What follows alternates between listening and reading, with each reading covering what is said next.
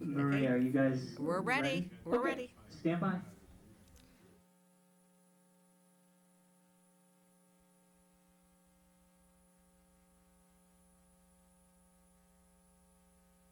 Good evening and welcome to the Select Board meeting for November 4th. We'll begin with the Pledge of Allegiance. I pledge allegiance to the flag of the United States of America and to the republic for which it stands, one nation, under God, indivisible, with liberty and justice for all. Jay, do you have some announcements? We did have a meeting, Madam Chairman, earlier today with regards to the discussion of the new bins that had been put out over the last week.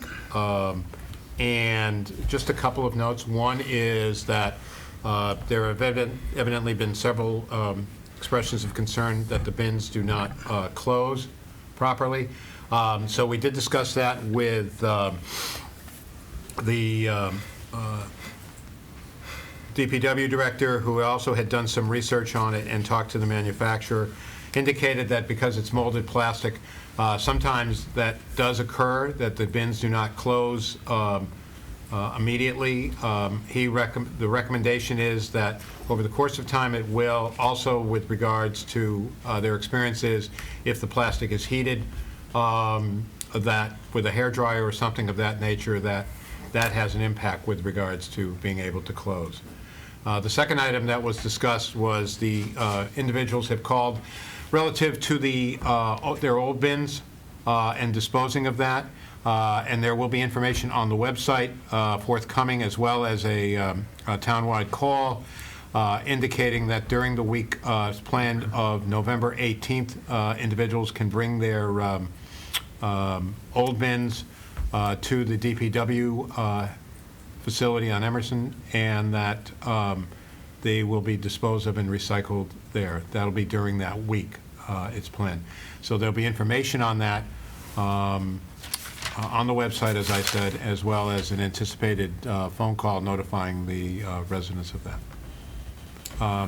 And a reminder that the bins themselves were a byproduct of a grant that the town was able to secure in excess of about $150,000 for that. It was a 75% grant, and the requirement was that as part of the utilization of the bins that they be at 35 pounds. Thank you.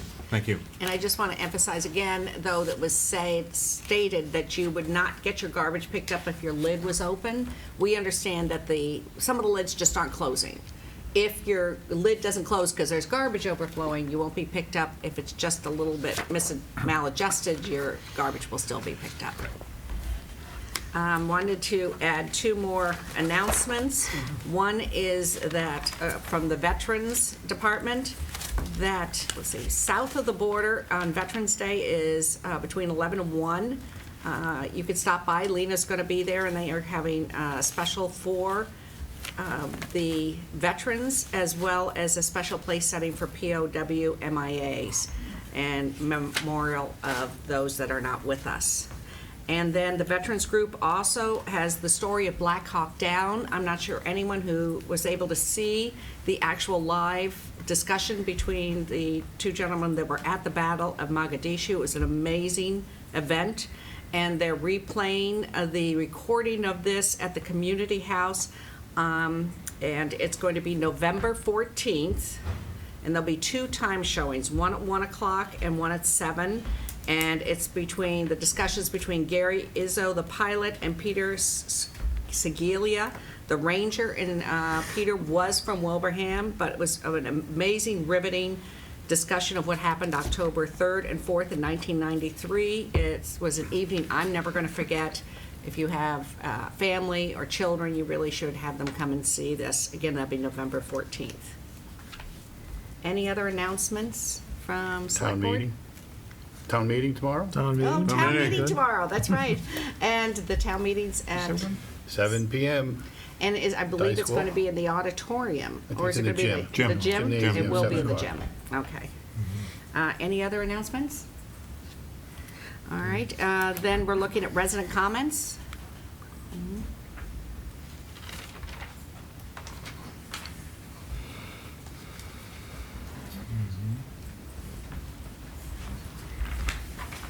Good evening. My name is Michelle Morantz, and I live at 117 Rugby Road. I'm speaking tonight as a concerned resident and as chair of the Long Meadow Pipeline Awareness Group. As we're all aware, over the past 13 months, members of our pipeline group have made many speak-out presentations concerning the proposed meter station and pipeline. Some of our speakers have asked you questions about the project. Some have complained about the lack of information regarding it, and some have sought to educate our community about the health, safety, and economic risks attached to this ill-advised proposal. At times, some messages must have been challenging for you to hear, but please know that all of our speak-outs have been rooted in our profound concern for the future of Long Meadow, its residents, and our planet. So it's with particular pleasure that I appear here tonight to devote part of this speak-out to thank you for your unanimous approval of a letter of opposition to the siting of a meter station on Long Meadow Country Club property. Due to your vote, Congressman Neal and Senators Markey and Warren are now able to join our protest in filing a letter of concern with the Federal Energy Regulatory Commission. These federal legislators now join Senator Lesser and Representative Ash in sending a message of opposition. What impact these positions will have in determining the fate of the project remains to be seen, but town residents now have the comfort of knowing that our elected officials on a local, state, and federal level have significant reservations about the project. But what would a pipeline group speak out be without a request? So here it is. Though your letter of opposition addresses both the Tennessee Gas and Columbia Gas components of the project, we ask that you now direct your attention to the anticipated Columbia Gas long-range forecast and supply plan that should have been filed with the Department of Public Utilities at the end of October. As the director of a statewide pipeline oversight agency recently wrote, quote, "If the town of Long Meadow has any interest in how Columbia Gas proceeds with expansion plans, demand management, and energy efficiency, the Select Board should intervene in this proceeding with an experienced energy attorney and a gas market expert. Please heed this advice, and please let us know when you've participated in that intervention." As we all know from reading the updated reliability plan now on Columbia Gas's website, the company has significantly altered the original plan proposed 18 months ago. Some communities like Northampton, Holyoke, and West Springfield are no longer targeted for pipeline expansion. Unfortunately for Long Meadow, however, we are still targeted for meter station construction and a high-pressure pipeline that will run through established neighborhoods along well-trafficked streets. In other words, Long Meadow is not out of the woods yet, not by a long shot, and all of us, residents, town management, and elected officials, need to be ever vigilant about the plans that both gas companies hope to enact here. Let me end by thanking you once again for expressing your concern through your letter of opposition. We are indeed grateful for the time and energy you invested in this project, and we're encouraged by your unanimous vote on this matter. Thank you. Any other resident comments?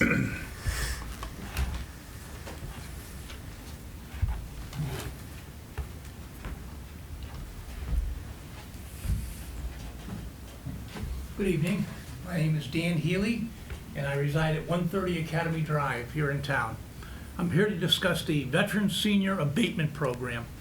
This program allows people like myself to work 100 hours per year for a reduction of $900 off the property taxes. Doing the math, this works out to be a gross of about $9 an hour. In addition to that, the money you receive a 1099, and the money is taxed state and federal, so it comes down for quite a bit. I had seen in the paper the reminder that East Long Meadow had brought their rate up to next year to either 13.25 or 13.5 per hour. And I was hoping that potentially we could do something along those lines, that the mass minimum wage is. Thank you very It's much. short and sweet. Thank you. You want to tell them it's on the agenda? Yes. Any no. questions? Yes. Oh, okay. No. No, I just No. want to make sure you're aware it's on the agenda tonight. Yes. Any other resident comments? Any select board comments? Yeah. Yes. I had the opportunity to talk with Russ Dupre. Now it's been about 2 weeks ago. He gave me an update on what they're doing on the concrete issue. Apparently, they've had a very active task force going, and they've got it down to where it's looking like there's going to be a forum in East Long Meadow this fall, or late going into winter or early winter. At this point, they're saying all they're figuring, it looks like there's about 1,000 homes split between Munson, East Long Meadow, and Long Meadow that may be affected with this concrete. And in Connecticut, it looks like it's 5,000 to 7,000 homes that have been affected. Just stay tuned in. They're going to be, East Long Meadow apparently is going to be much more impacted than we are, because they've got a lot of new developments over there put in this time period. So they're going to try to have the forum over there. So there'll be more information coming out. But this is the end. This thing is still moving forward. It's just behind. It's a little quieter. We're not hearing much about it. But they're apparently digging and getting a lot of good information out on this. Now, do we need anyone, I understood the town manager, Stephen, used to be involved with the task force. And so do we need to assign someone else Yeah, we'll get for our that? new town manager, I imagine, we'll Yeah. tune her in there. And are you interested in being more involved with that? Well, I'm speaking back and forth with Russ all the time. I Okay. want to be at the forum they've got. Okay. Yeah, 'cause it's still out there. It's just a little bit slow, but it's, and there's a lot of denial. I mean, people don't want to know. But there's no change in it. If it's in your foundation, it's there. Thank you. Okay. Any other comments? Yeah, right. Mark? Yeah, I've gotten, I think several of us may or may not, I've gotten phone calls and emails and things about the trash barrel situation, and, you know, a couple of people called me and they were kind of concerned, and which is a nice way of saying they were very concerned, but after we discussed it and I gave them some information, they, although still concerned, they were more understanding, and I thought that if I shared that with everybody, that it might come out. And so I actually gone back and done a little work on why we did it. It was in response to the initial question we got was, what were you folks thinking? You were duped? Did you really know what you were doing? And at least in my case, I knew exactly what I was voting on. I wasn't duped, and I did it because, you know, as you'll see, our trash fees consist of three major components. The primary component is the people who come door to door to pick up your trash, and in this year the budget's $650,000 for that, and that doesn't change whether they pick up one barrel or, you know, a big barrel or a small barrel. The other part of the trash collection fee is consists of a whole bunch of things that are mostly DPW operations, recycling center, and those kinds of things. But there's also what's called the tipping fee, which is the cost we actually pay to throw things away. That we pay that to a separate entity. So the trash hauler we have, which is Waste Management, they'll take it anywhere we ask them to, and we ask them to take it to the group where we've got an agreement to dump it. We're paying $293,000 this year. That's our budget for that disposal fee. That's up 33%, $73,000 since our actual in 2017. That's 3 years. It's gone up 33%. We need to do something about that. We're in a crisis when it comes to our taxes, our tax rate. And one of the things when our recycling commission did the evaluation, they said that we're starting to dispose of more, our disposal materials are actually increasing. Not just the cost to dispose it, but the amount we're disposing. And we need to encourage recycling. We have in place, and have had in place for many years, a 35-gallon limit. The issue is, it's, you know, people have heard of the 80-20 rule, that, you know, we've got the 95-5 rule here, that 95% of the people in town were fine with that, and we're putting in the other, you know, putting their material in blue bags that overstated their 35 gallons. But 5% of the people weren't, and it was getting to be impossible to otherwise enforce that rule. We need to bring these tipping fees under control, at least keep them within budget. And one of the ways to do that is to implement this overall limit of 35 gallons per person. And I realize that, you know, if you're a household with 2 kids in diapers, keeping a 35-gallon barrel for a week is very, very difficult to do. But, you know, for that, it's you know, there is a fee for the extra bags. But the alternative is to have everybody in town's taxes go up to pay for this, or alternatively, move trash collection and disposal out of taxes into fees. And everybody says, well, the city of Springfield, you know, they get 85-gallon barrels, which they don't, they get 55-gallon barrels. 65. 65-gallon barrels. But they also charge $450 a house for trash collection, or some ridiculous fee. No, it's $95. Is it $95 now? That's what I heard, it's Okay. 95. Yeah. So, you know, they're also charging people extra. Our costs are no additional costs. And so, you know, I knew what I was voting for. I still think it's for the best interest of the town. I think it's, in the long haul, the best thing that we could be doing. And I just wanted to have other people hear this, because when I've been able to explain it one-on-one to people, although they're not particularly happy with the answer, they understand why we did what we did. If you're using the figures you just used on me, no wonder they're happy. Yeah. Okay. Any other comments? Yeah, I had one question. Do you happen to have any updated information on how much we're getting back on our recycles? Yeah, I do. Our recycling budget for this year, because I have that, was $285,000 revenue. But that's not necessarily what's recycled at the curb. That's also mostly what's recycled at the bulk recycling. From what I understand, curbside recycling is almost break even. You know, what it's doing is it's avoiding that cost of dumping it. But we're not, you know, everybody's heard the Chinese don't take recycling stuff anymore. You know, so we're not getting a lot of money for it, Richard. What we do is we avoid it, the recycling avoids it. And the fact that we have split stream, that we have, you know, our glass, plastic, and metal in one stream and newspaper another, actually is a benefit, because if we had single stream recycling, we'd actually have to pay to dispose of the recycling material. Yeah. So, Paul, is that? Yeah, I think years ago, when the MRF was operating, well, they've always been operating, but when the market was decent, we were probably getting in the tune of about $60,000 back from our curbside recycling.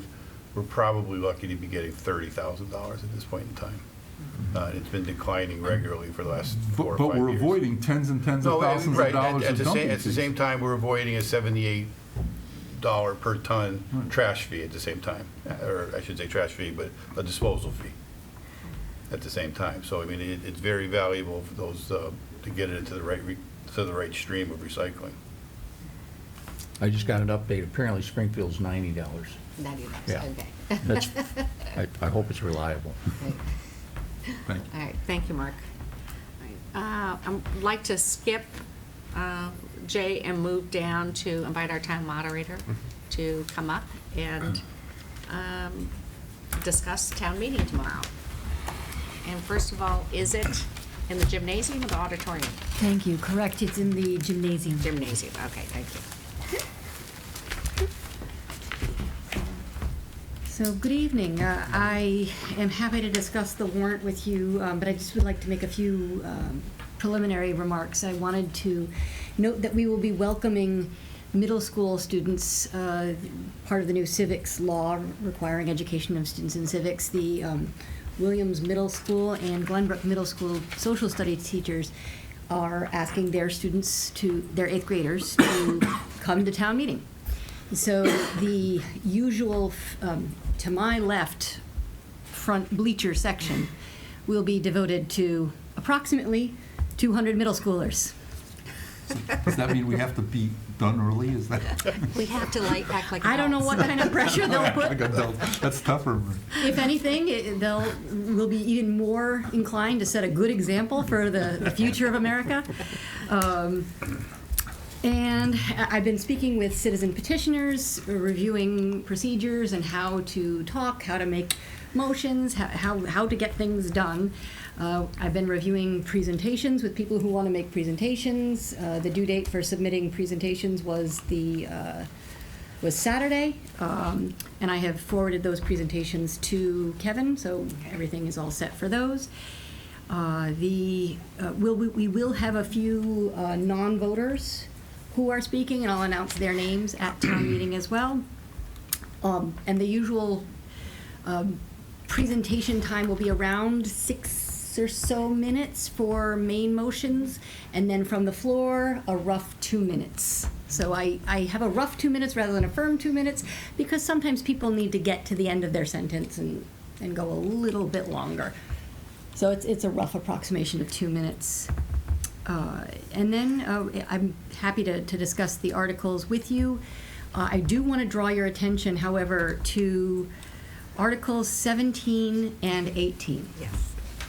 And if you wouldn't mind, if we could just start with those, because there's an important announcement that I need to make on those.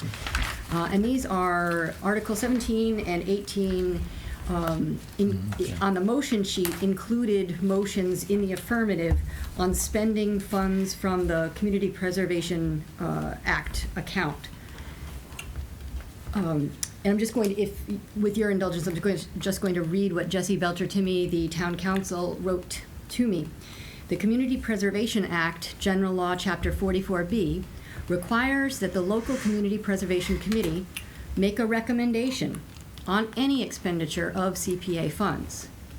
The language also requires that the recommendation be in the affirmative. In other words, it is not simply a report regarding a recommendation, it is for the planning board and zoning matters for any expenditure. And town meeting time requires that the moderator may rule a motion out of order when the moderator is aware that the mandatory conditions precedent have not been met. And in this case, the Community Preservation Committee has not met, has not voted to approve these two warrant articles.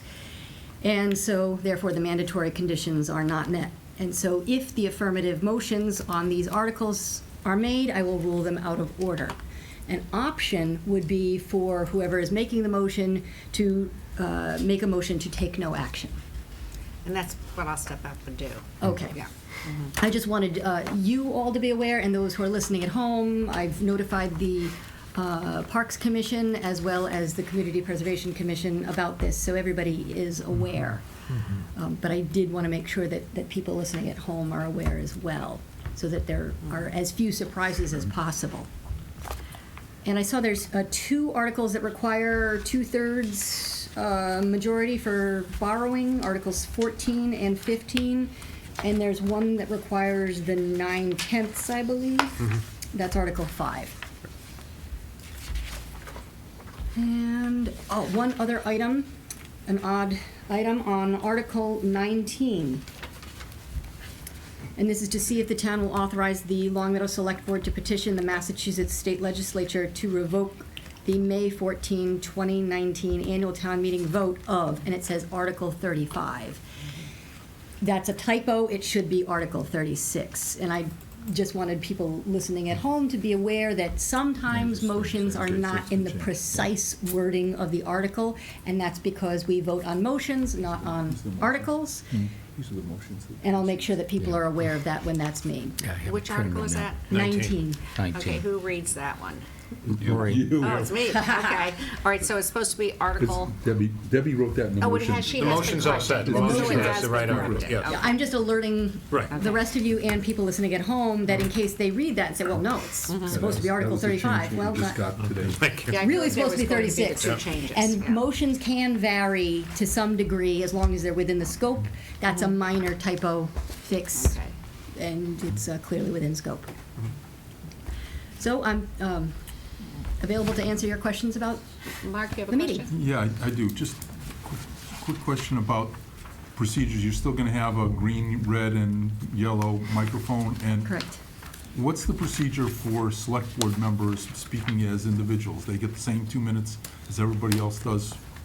So if a select board member is speaking as a private citizen and not on behalf of the board, then they should go to one of those center microphones and they'll get the approximate 2 minutes. If you're speaking to make a recommendation on something that is in the warrant, that the select board has put on the warrant, then you can speak from the regular From the front front of the- microphone okay. because you're representing the select board.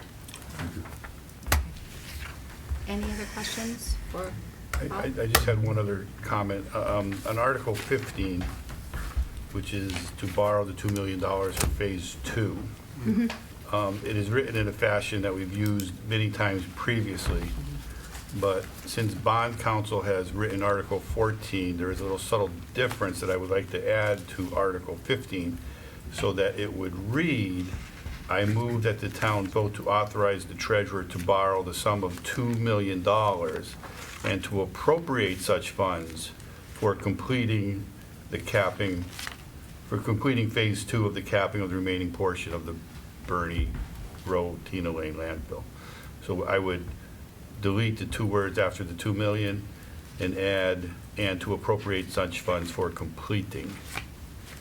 Do you want, Mark, do you want him to send that to you? You know what I'll do is I'll have Deb redo.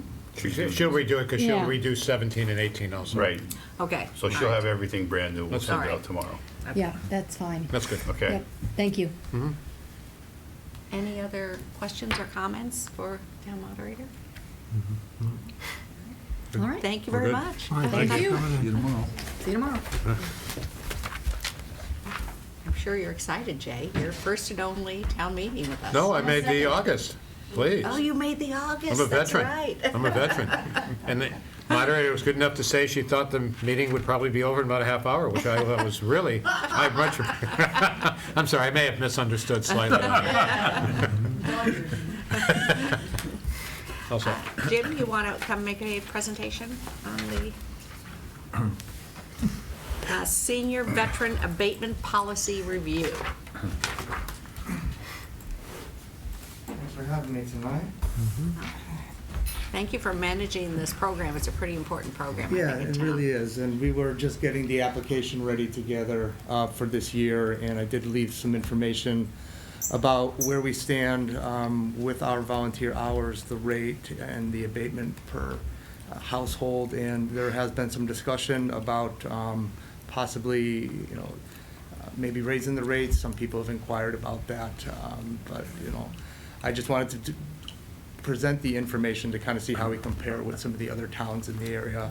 And it is a very valuable program that we get a lot of use out of the volunteers that help out at the adult center and at other town departments as well. So we're happy to administer the program, and I just wanted to kind of put some info out there to kind of see how we compare with other cities and towns.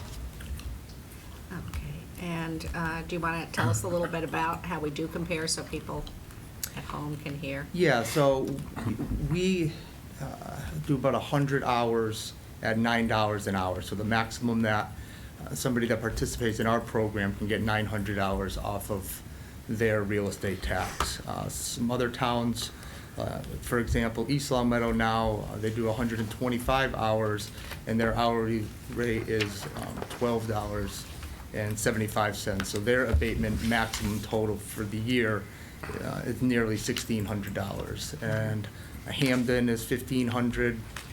Northampton's $1,500, West Springfield is $1,250, Wilbraham is about $1,125, and then we're $900. But a lot of this is also based off of how many volunteer hours that people do throughout the course of the year for the program that's offered by the city or town. And how many people are signed up this year, or this past year? This past year, we had 13. We can have a maximum of 20, so the numbers have kind of fallen the past couple of years. So we had 11 seniors and 2 veterans for a total of 13. Any questions for Yeah, Mark? Jim, the maximum is 20, we had 13. Is that because people just don't know about it, or is it people think- aren't eligible for it, who might, because of some eligibility? I would think quirk? the income level, eligibility might be a factor in how many people we are getting. I think we also probably need to do a little bit of a better job of spreading the word about the program into the community. We do have a lot of people that participate that are, have been part of the program in the past, but I think it's a combination of things. So do we know if, because you did a good job with the table of what town by town, how many hours and the rate, but do they all have the same eligibility requirement? Because some say income eligibility, no, some yes. Well, Long Meadow is one of 3 communities out of this list of 10 that require, that have a income eligibility requirement, whereas East Long Meadow, Hamden, West Springfield, Wilbraham don't have an They income. don't, correct. I assume that will make some kind of difference then. It would, because it would open it up to more. The other towns that don't have the income eligibility, they do it off of like a lottery system, how they select people for it, but they're not basing any of the, off of somebody's income. Yeah, 70% don't have income eligibility. What's your feelings on that? Well, I mean, I think the program, it was offered like this, so people with lower income could be eligible for it. They feel that they would be the ones that would need the property tax reduction the most. So I think that that's why the language is like it is here in Long Meadow. I mean, I'm seeing some of the applicants, the numbers are dropping here a little bit, and we've had 20, and we only have 13 for 2019. Maybe the income eligibility is an issue. Paul, what's our budget for this? Is it the full? It's roughly $20,000 for the 20 individuals. So we're way below our budget in terms of the take on this. Well, right, because there's only 13 applicants. So we could increase the hourly rate, we could increase the number of slots, and we can also increase The number of hours. the number of And hours. you get rid of the income eligibility, too. Yeah. I mean, there's... Well, I think if we don't increase the income eligibility, we're not gonna increase either, Well, 70% of the communities don't have it, though. Yeah, but if we're under, in other words, if we have 13 people now. Right. And we pay them minimum wage. Right. And we give them the more hours, we're gonna be extending. I think we should do the minimum wage Okay, well, I'll at go back to the least, yeah. fact, 70% of the communities don't have income eligibility, so I Right. don't know why we have it. But they're also doing it by lottery, so people who have needs aren't gonna get it, be able to Yeah, so- take it. Yeah, Lottery's I fair. could see the need for, because if you had a lottery, some people who have low incomes might not get chosen. And So that's the 70 possibility, right? 70% of the communities are wrong then. Huh? What? Possibly. 70% of the communities are wrong then. Well, in those communities, you could have someone with low income I'm just saying, you're who saying doesn't get picked 70% are up. wrong, though. That's what I guess I'm saying, yeah. Okay, I'm that's what I saying thought they're you were wrong. saying. Yeah, Okay. because they're not helping people who may have the greatest economic need. Right, and we Whereas if haven't- we take and we increase, by $10,000 this year and maybe $10,000 the next year, and then see what kind of response we get, and I think we should increase the hourly rate. Tom, the program's only $20,000 to start with. Yeah, well, then if we have to put more money into it, maybe we Yeah. could take it from some other Well, you could- budget line item. I know personally, I would rather see increasing $15,000 to this program than to having someone look at our roads Did and you- tell us that, this is the Do you level we should, feel- that there's problems with the roads. Okay. I would rather see seniors and veterans get that money. Okay.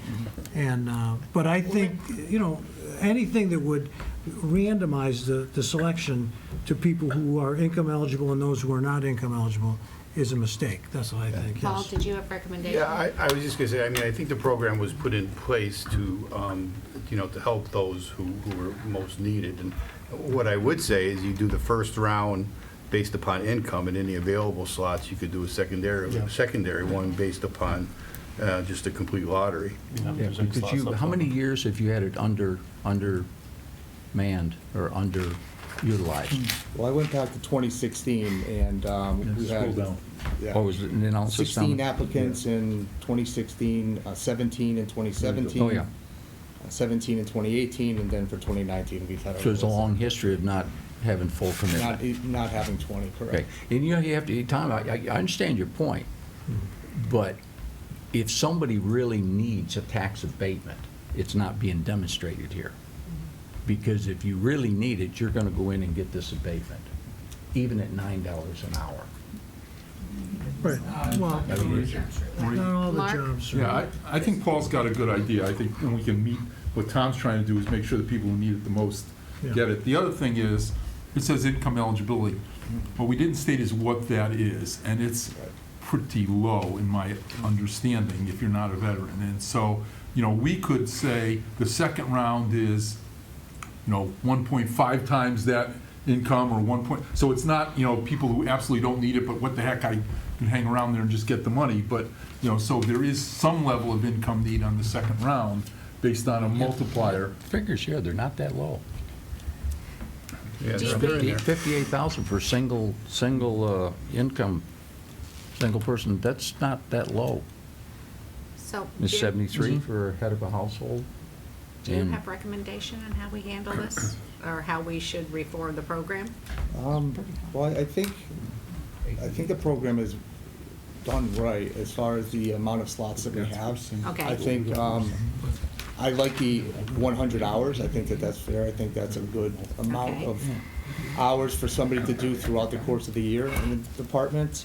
I would consider probably raising the hourly rate up. If you wanted to go the minimum wage, you could do that, or, The minimum wages, what is it for this 10. year? for right now, I think it's 13, 12, no, I think it's 12. I think it's 13. It just went up January 1st. Oh, I think it's yeah, gonna but go is to- it going I to think 13 this January 1st? No, I think it goes to 1275 January 1st.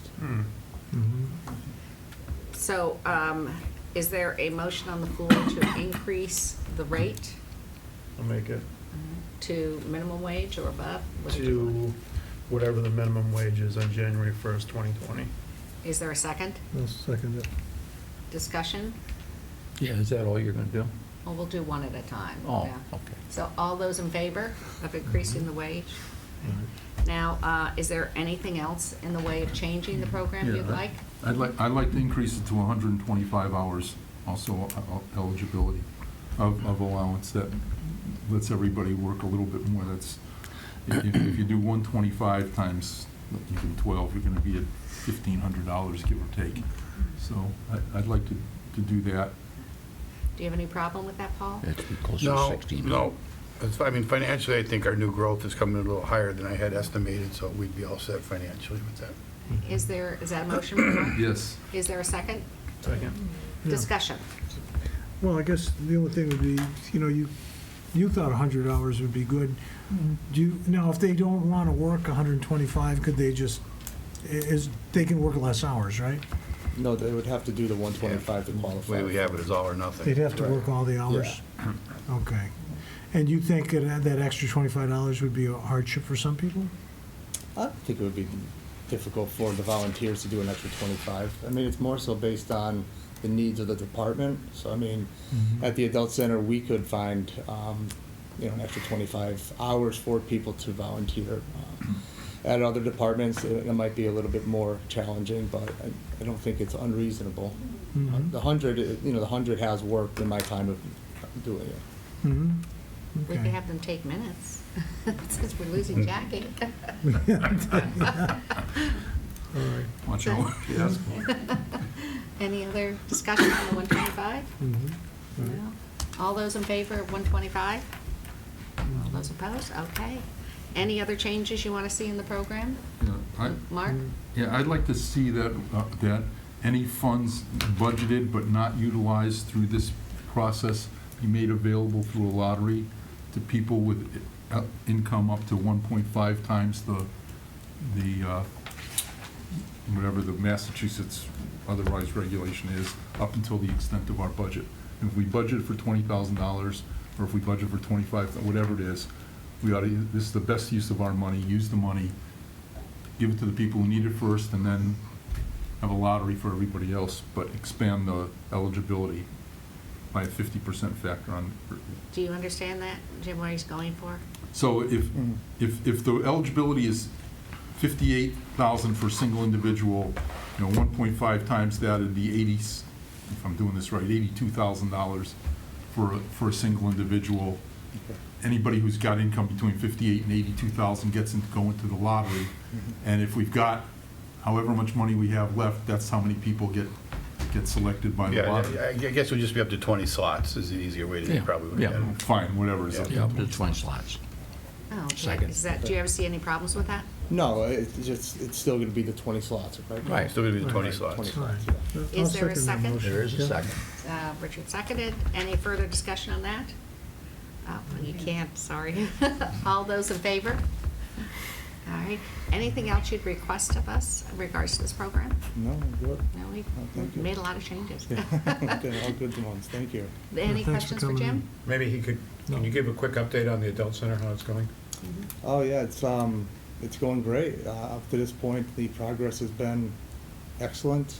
There's been a lot of activity there, a lot of interest from our patrons about what's going on. People are being able to see the construction almost on a daily basis and seeing things that are new. And yeah, there's definitely a good buzz. We're happy with the project up to this point. There really hasn't been any issues. And there's been, again, a lot of talk within the center about programming and services in the new facility. So it's been really enjoyable to talk to people about the building and what it is, the vision is about programming and what the building is going to be like. So everything up to this point has been very positive. Mark? Yeah, there was something I read somewhere, I guess it was the COA minutes. They were talking about expanding the hours coming next year, and it was in the COA. Is that, you're getting at the budget time, is that any part of what you're thinking about, or do you not want to comment about that? I think that would be, that would be something that people would like to see. I'm not sure, initially, if that's something that we could consider. But I do think that people would have an expectation of the facility and the hours. Because right now, if we're open 8 to 3, which works now for the building that we're currently in, but in the newer building, I think people might want to have hours expanded. Tom? Yeah, we passed a new bylaw that had to do with fundraising for this facility, and how's that going? Are people contributing money? Ask the woman in the corner. Okay, so, going all right, I well. guess we'd have to ask Yeah. Mary Beth. You want me to step up? Yeah, why don't you step up and just give us a heads up, because we haven't heard anything about how it's going. It would be nice to get an update. Well, first of all, I guess I have to say thank you, because I know that there's a lot of volunteers that are going to very much appreciate the additional extension of hours, as well as the financial limitations. As far as the Long Meadow Adult Community Center Fund is concerned, we've done, I think, very well in the 4 months that we've been full-time, attempting to raise donations right now. We've received from the community and businesses at large about $350,000.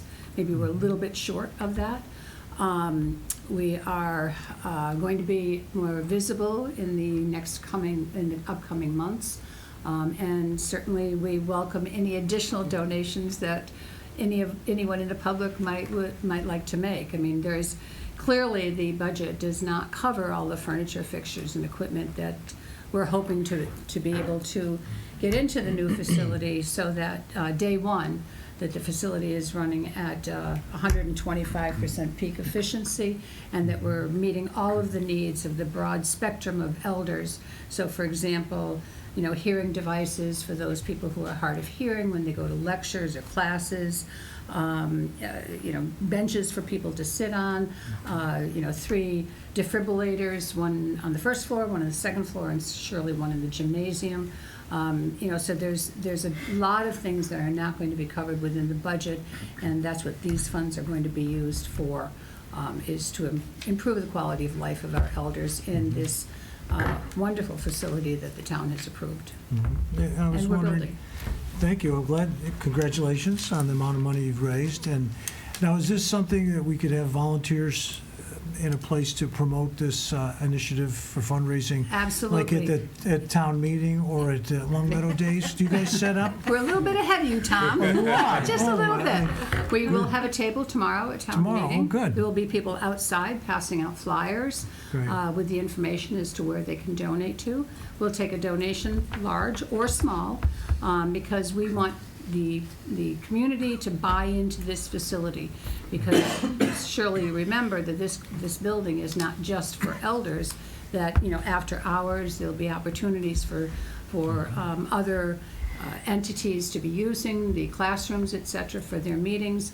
And the gymnasium is a possible opportunity for fundraising for the center, for that budget, so that we want the community using the building. The community has spent a lot of money to build it, and while the primary use, without a doubt, is for our elders, there surely will be people playing pickleball outside and pickleball inside, and they'll be wanting to play a lot. Well, good. I hope people stop by the booth and get some information. And I certainly hope they do too. And we will be present at other events throughout the town as, the bylaws, allow They us to allow, be. sure. But again, the broadest spectrum of support that we can get within the community, we would be very appreciative of. Great. Any other questions? I have a question for Jim. You touched on, are you actively looking at an administrative change for your staff? Are you in-depth looking at your new program? I've been thinking about those things, absolutely. As far as going forward with the budget and what I'm envisioning, I mean, ideally, I'd like to have maybe some program assistants that be part of the staff, but that would be all based on if we were going to expand hours and those types of things. As of right now, I mean, our staff would suffice in the new building, but if we were going to grow, there would probably be an additional some staffing. Well, I mean, we already know you can't stay with the 8 to 3 hours. Mhm. Right. It's impossible. Mhm. Yeah, I mean, ideally, I would like to have possibly 2 part-time staff broken down, maybe, Monday, Tuesday, Wednesday, and then have somebody else there on Thursdays and Fridays. But that's all dependent on whether, the hours that we were going to have in the new building.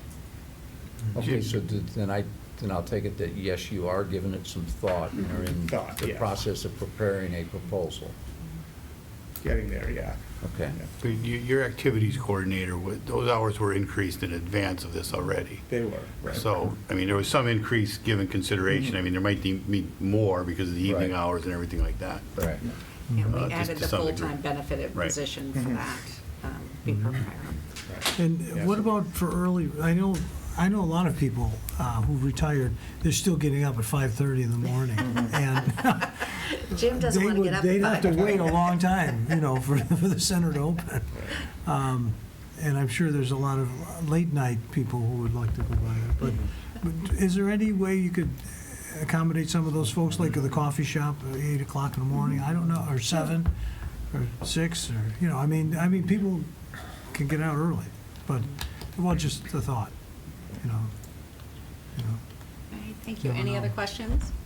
All right, we'll look forward to seeing your budget this year then. We're very excited about it. Thank you very much, and thank you, Mary Beth. Yeah. I'm going to pull up the quarterly investment report.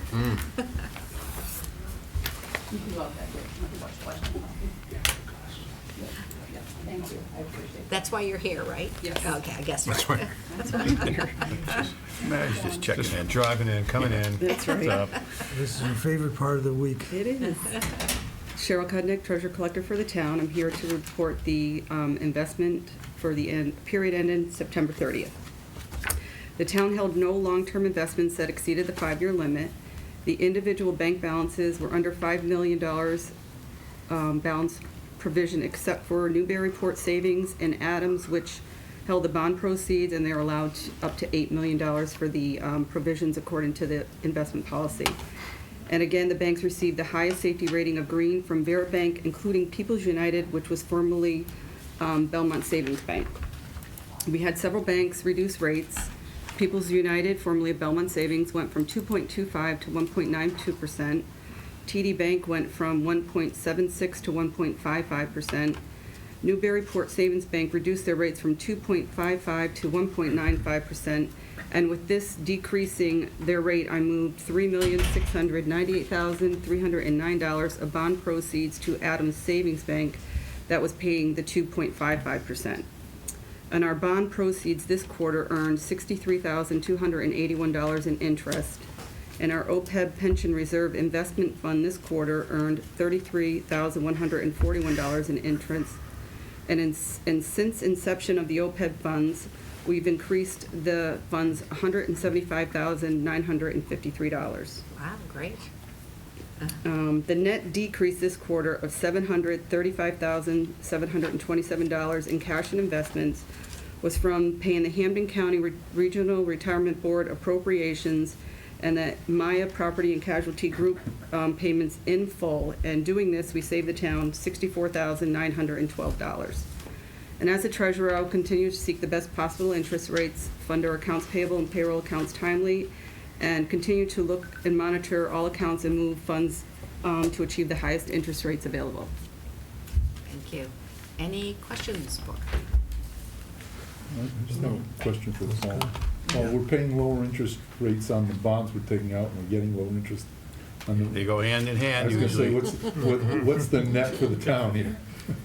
Well, when you say, I mean, I think at this point in time, Cheryl still has a number of accounts that are greater, the rate of return is greater than the amount that we just paid on these bonds. The bonds, I think the true interest cost came out to 2.23 or 2.3. And you can see which, some accounts you still have are right up there. Might be a little bit lower right now, but, we're doing fairly well still.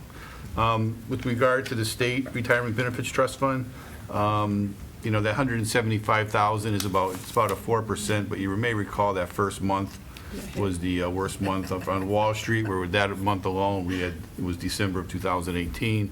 I think we got hit for about 45,000. So if we could just eliminate that month and just do the calendar year, we'd be 230,000 to the good, which would be a substantial, a 6% rate of return. That's the Prim report we got. Yeah, in the back there, right. We get that monthly, and Cheryl will give it to you on a quarterly basis. But like I said, that first month, we had lost money. And if we could just, if we gave you the information on a calendar basis, it would look a lot sweeter. That's all, just because of that December number. Still But a good investment. yeah, again, it's roughly about 4%. If we were doing CDs, we'd be in the, probably not even in the 2% range, because the CDs would be a year or two. We'd be 1.5, 1.75 if we were lucky. So again, it was the right move to make, to get that over to the state and have it invested professionally. Any other questions for? I just have a comment that I think just sitting next to Paul Sturzik has helped my economic situation personally. I'll send you a Just wanna get that out there. That's saying a lot about your economic situation. Yeah. Look, a good luck charm. Okay, well, thank you very much. Thanks, Sean. Thanks, Cheryl. Thanks, Cheryl. All right, why don't we now just start going down? You want to talk about the calendar year fees review? Annually, every year, we send out to the department heads. There are certain fees that we have that we normally look at on a calendar basis. This morning, we gave, or mentioned to the department heads to review those that pertain to their department with any recommendations that they may come through for a January 1st change. So really, the final outcome of that will be forthcoming. Usually the biggest one or the one that is looked most closely at annually is the recycling fees. I would expect some type of report from them, whether they're increasing fees or not. They usually make some type of report. There's a few others that we'd be looking at. Again, it's a lot of, the clerk's office are a lot of calendar year fees. The liquor licenses are calendar year fees, something of that nature. But anyway, the departments have been given that in order for them to review and make recommendations for a future meeting of the board. Does anyone have any concerns or questions on those, Mark? I guess, Marie, one of the considerations if we're going to look at these is, what's our intent here? Is it to make money, or is it to just cover our costs of doing a lot of these things that we need to do, like producing birth certificates and marriage certificates, or whatever it may be? And my personal opinion is that none of these are massive money makers, but we ought to make sure we're covering our cost of doing things. And from my perspective, one of the highest areas of cost we have is the building department, because we're running around doing stuff as opposed to some of the others. But I mean, I'll certainly listen to what the department heads have to say, but my goal wouldn't be to try to make money on our residents on these penny-ante fees. And they're not penny-ante for people who have to pay them, but they are in the overall scheme of a $65 million budget. I think we have to, I would say we should probably be in line with other towns too, because, Right, they should be comparable, you know, Mark's point is well taken too, you know, regarding covering cost. I mean, the definition of a fee that was given out by the courts is basically that. Right. It's to cover cost and not really to make money. So, you know, again, departments will be looking at these. I will make the recommendation to them again that they at least do some surveying of the local communities to see what they're paying, to make sure that we're in line with that. because I know birth, death, and marriage certificates, at least the marriage certificates in Springfield are $20. There, okay. Yeah, I just don't know what the other towns, you know what Agawam's doing? I'm not sure. Well, but Maria, a good example was when we implemented a fee for real estate transactions for final water meter reading. You know, it used to be that we had water meter readers out all the time, and then when we went to automatic meter reading, it's an actual cost for somebody to get into a truck and drive out to a house and read the final meter on Tuesday because the house is being sold. And so I was pretty comfortable saying it's a new fee, but it really was justified. To me, that's the kind of thing we ought to be Well, I think looking birth at. certificate, you have to have a certain type of paper, isn't it? We have our profession here. And Yeah. it takes time for you to Embossed. seal those and the supplies. So every department's going to get back to us on what their recommendations are, Paul? Well, yes, we'll have a report for probably that first week of December. And I didn't realize, so we sell hunting and fishing licenses Yes. in the town? We sell them, we maintain a portion of those fees, and most of the money goes back to the state. Yeah, but I've never even seen a Oh. flyer about that. I Oh, mean, yeah, 'cause some everyone's people would- required to, in gun, If you're over Oh, yeah, 60, well, you people better usually go fish to in. like a a place like Dick's or some kind of Now you can buy your sporting hunting or goods fishing. store, but you yeah, can buy it get right in 'em the town, and right at that window over there. yeah. But we should at least have a Face. sticker. There's no sticker or anything. That says Yeah, I hunting, think there fishing are license. pamphlets in that little, yeah, there's handbooks and pamphlets in that when you walk into town hall. Yeah. On the side wall, there's a number of pamphlets that are hanging up on the wall. Yeah. There's pamphlets in there regarding all that. I don't think people look at them. But, you know, like when you go to a sporting goods store, they'll have a sticker, hunting, fishing license sold here. Maybe that's something we should, because Yeah, but I don't know if we can Yeah. do a lot of advertising outside of town hall. no, Are I you mean, talking just in inside? town, yeah. Yeah. I don't know if you have any other When people information come on to their pay their window. bills, they probably don't even notice, Yeah, yeah. Well, that's, I mean, we're not gonna make a lot of money, but it's a No, nice it- service for right. people who are going in to pay their taxes, they could buy their license for fishing. So, okay, so we'll look forward to hearing their recommendations. Thank you. And then the DPW borrowing debt exclusion determination by DOR. yeah, I just wanted to let the board know that, again, there hasn't been much talk about this 1.3 million, whether it's going to be debt excluded or not. I did provide you a DOR informational guideline release. I do have the information into the DOR with regard to this DE2 form.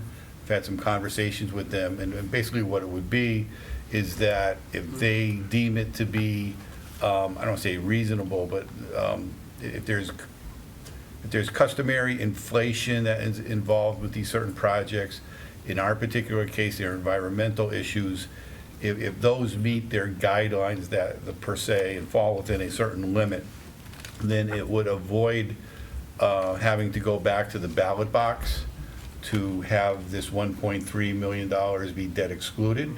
And in the absence of a favorable response from the Department of Revenue, then this would not be a debt exclusion, and would have to come out of the normal operating budget per se. So I spoke to the Assistant Director of the Bureau of Accounts this afternoon. I do expect to have an answer back from the Department of Revenue probably tomorrow. I did also mention the fact that we had been in contact with bond counsel on all these, and he was very grateful for that. So I had given him the names and the contact names over there, and he was going to have a conversation with them also regarding this final determination. Any questions for Paul? If it comes out of the operating budget, how much are we talking? You do it probably less than 100,000 a year. I mean, you're gonna do 1.3 over 20 years. You say 100,000 in the first couple of years maybe, but then it would start to decline roughly. And we'll know when, did you say? I'm hoping to have an answer by tomorrow. Okay. And then if that's the case, I would also, again, maybe potentially change what's written in the motions too, because the motions, or the explanation on the article says that the Department of Revenue is determining. If we have a determination, we'll put in what the true determination was. Thank you. All right, let's go to the sign requests. Is there a motion to approve the sign request for First Church Christmas Fair? I move we approve the sign request for First Church Christmas Fair to place one at the north end of Route 5 and one at the south end of Route 5 from November 30th to December 7th as requested. Second. Any discussion? All those in favor? And the First Church Breakfast with Santa? I move we approve the placement of a sign for the First Church of Long Meadow for Breakfast with Santa from December 8th through the 14th to be placed at the north end of Long Meadow and the south end of Long Meadow. Second. Discussion? All those? Yes, I have a Oh. quick discussion. Yeah. And both, the issue is not at the triangle at Big Y. That's why this vote has been specific. We've deemed that a no sign zone Okay. a couple of years ago, so I just want to make that clear. All right, all those in favor? All right, and then we'll just start shooting through the minutes. I haven't forgotten you this meeting, Jay. We're getting to you. It's all right, Madam Chairman. That's fine. I'm sure he has very little to say. We're all set. Right, Jay?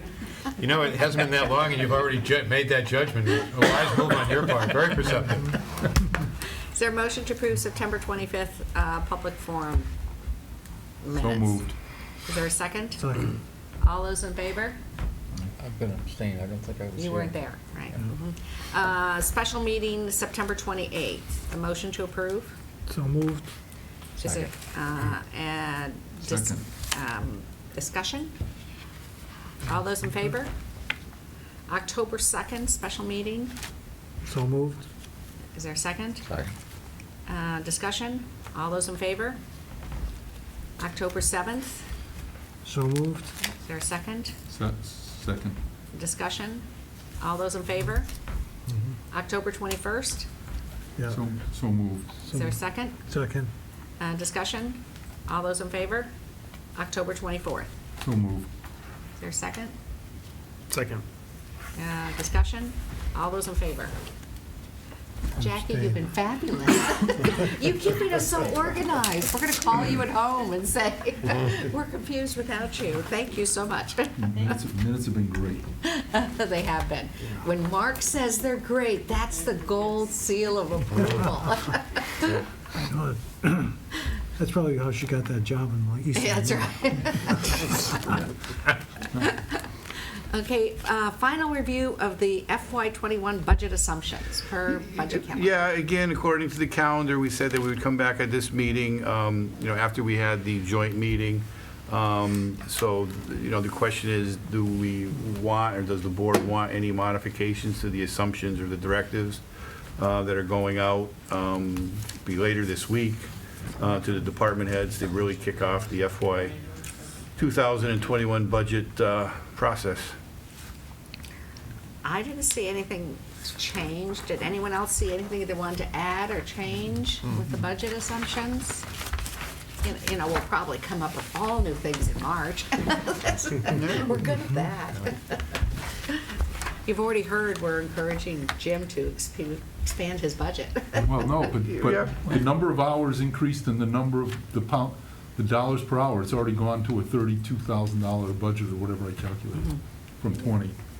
Yeah. So Yeah. it's $32,500 based on Right. 20 slots at Right. 125 hours and Well, we'll build it 13 hours or in. And I've had the conversation. We realize that there's going to be extra janitorial help over there, and how it's split between the Parks and Rec now at Greenwood and the Council on Aging, something yet to be determined.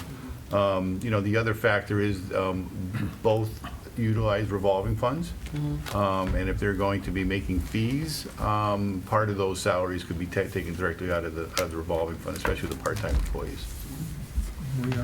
Paula, is there any understanding or assumptions based on the Education Reform Act and the legislature of what that would do in terms of, and is it going to be in fiscal year '21, first of all, and secondly, what it might do for the town of Longmeadow, and how that impacts, more income from the state means less local? I don't have any exact numbers. I've read a few. You probably read the same numbers that I have, but I have not heard anything differently.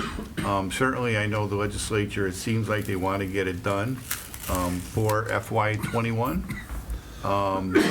And I'm also going to say that if they do get something done, I don't think it's anything going to be but a positive number for the town of Longmeadow. Right, but in terms of easing the pain some of our assumptions are putting on the budget, it could be an influx of another few $100,000 for the. All these are going to be changing as we go through the process, Mark. I mean, when February 1st comes and we have the governor's budget, that's really almost a change rate. That's probably the biggest change that happens. We start to input his number. Once the new growth is certified this year, probably within the next couple of weeks, as I said, it's coming back very favorably.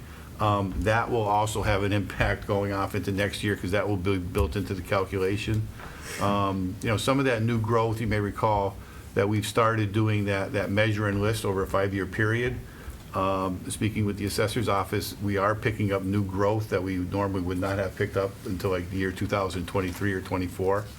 And I know they did a fairly extensive review of personal property and have a fairly substantial increase in personal property at this point in time too. So that new growth number again, like it came in about $100,000 more than I had looked at, the $250,000 number. So it's quite an increase. And personal property in regards to businesses? Yes. Only business, yeah. Yep. Well, that will help pay for if we have to run that 1.3 through the operating budget.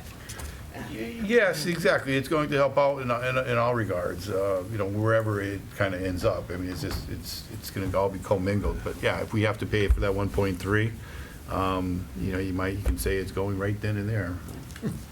And last time we all talked about the possibility of a grant writing position, and I just didn't know if we wanted to make that part of our budget requests, or do we just make that recommendation to the town manager and it comes back that way? How does that I work?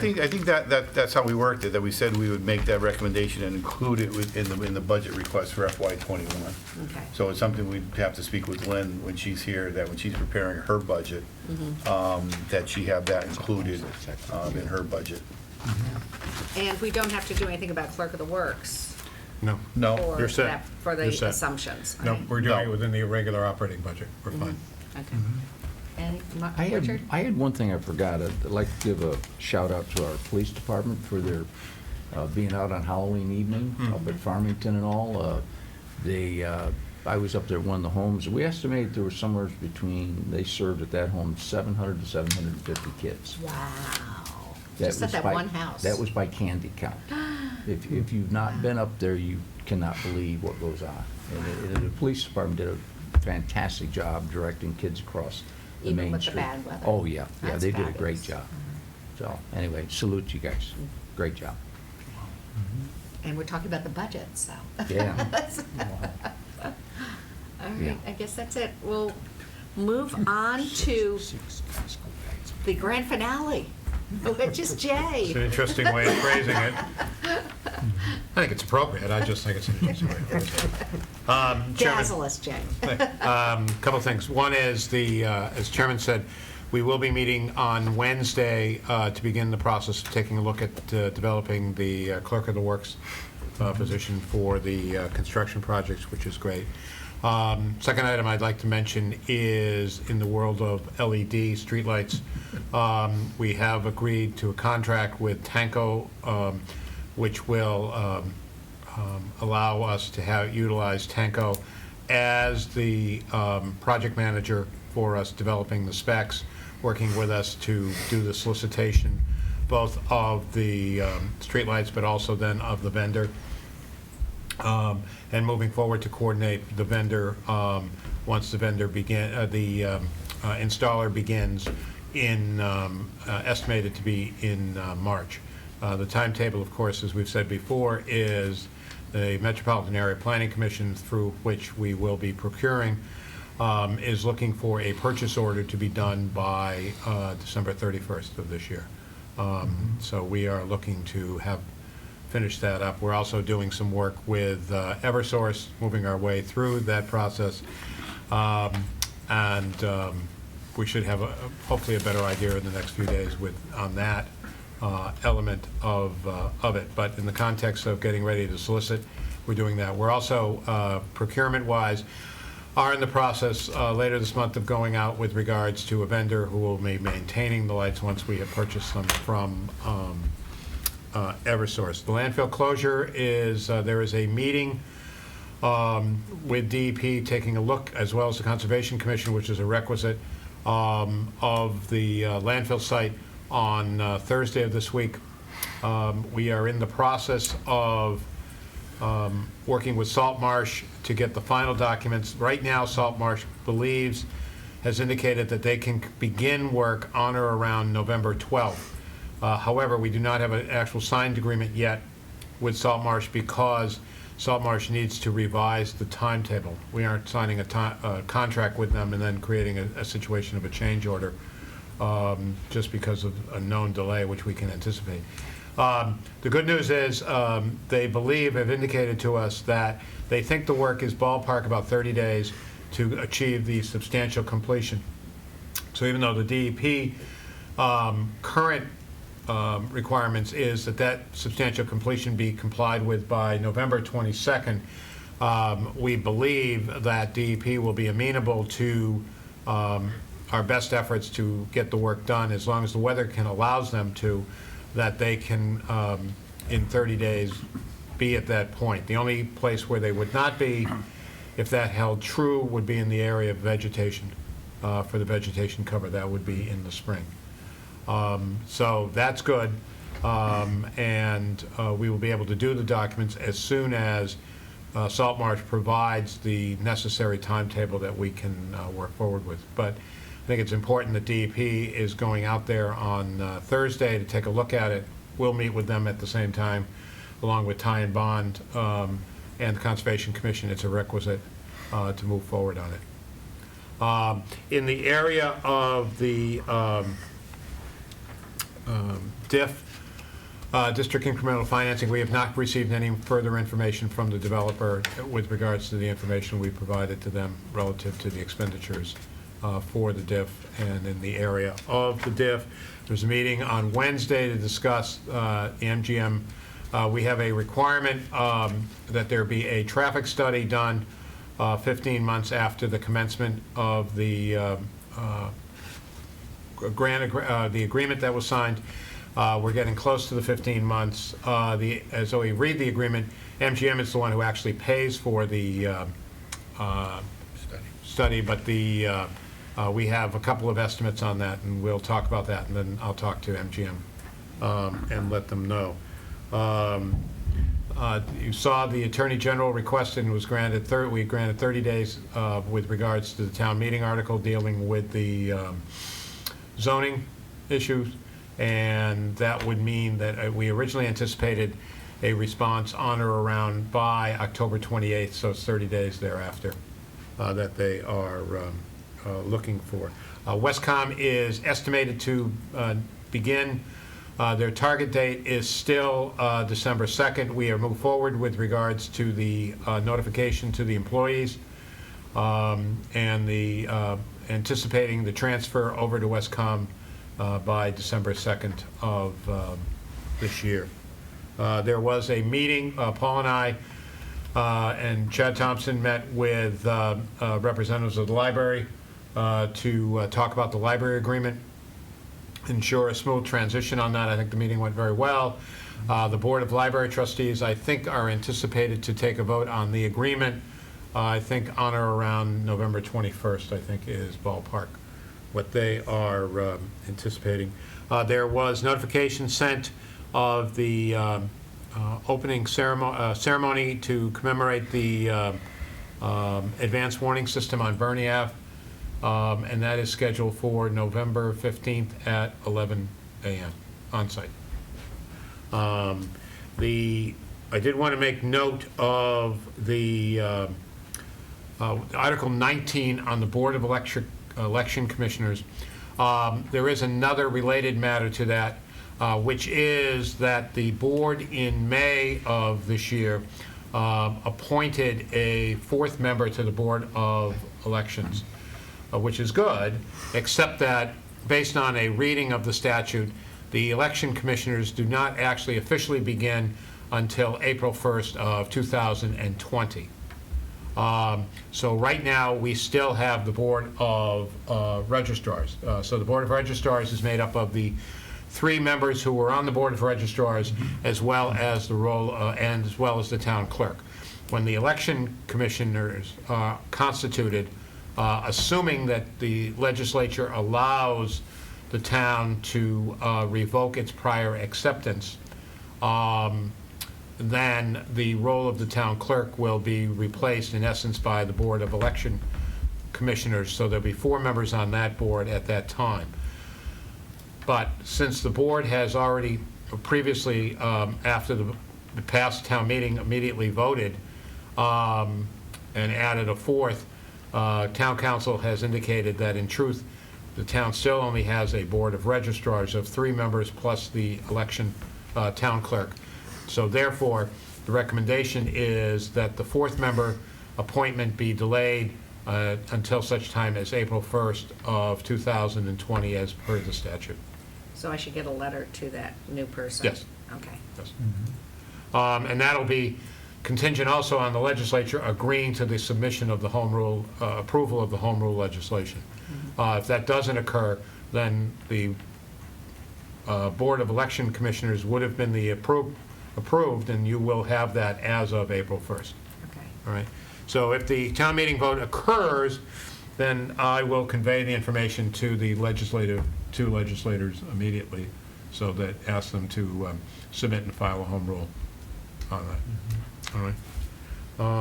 And I believe I will be here next week, and I will be putting together notes, including putting some work together on job descriptions for a couple of positions for your consideration, including the grants, and convey some information for that next week.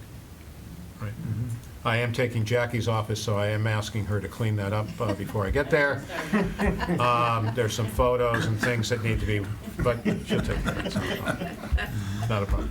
That is, I just would like to say finally that it has been a pleasure to work with all of you, and it's a great honor to participate with both, not only you, but also the people I've worked with, Town Hall, as well as the citizens. It's been great, and it has been quite frankly, a lot of fun too. So I do appreciate it.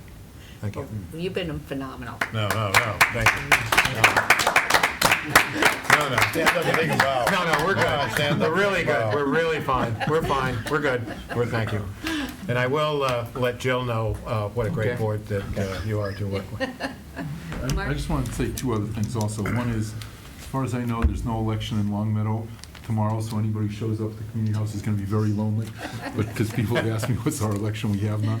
The second thing is I think we need to acknowledge Jackie Sullivan, who's not only worked Yes. for the town for 15 years, but also been a great service to the select board, and I thank you for it. Stand up and take a bow. Anybody else leaving?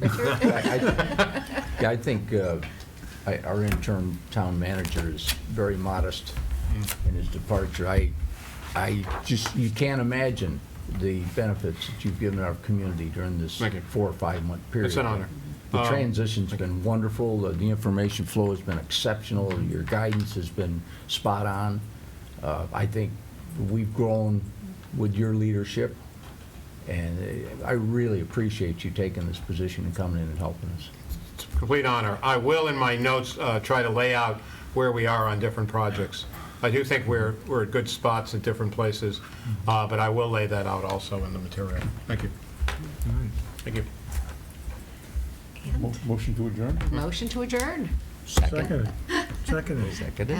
All those in favor? Thank you. Thank you for joining us, and we'll see you tomorrow night, 7 o'clock, town meeting.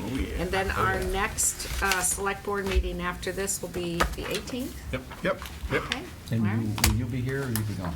No, actually, I'll still be here. Okay. Yes, unfortunately, I'll be, and that will be Lynn's, our new town manager's first meeting. All right, so, thank you very much for joining us. Thank you. Yeah, I could have my own.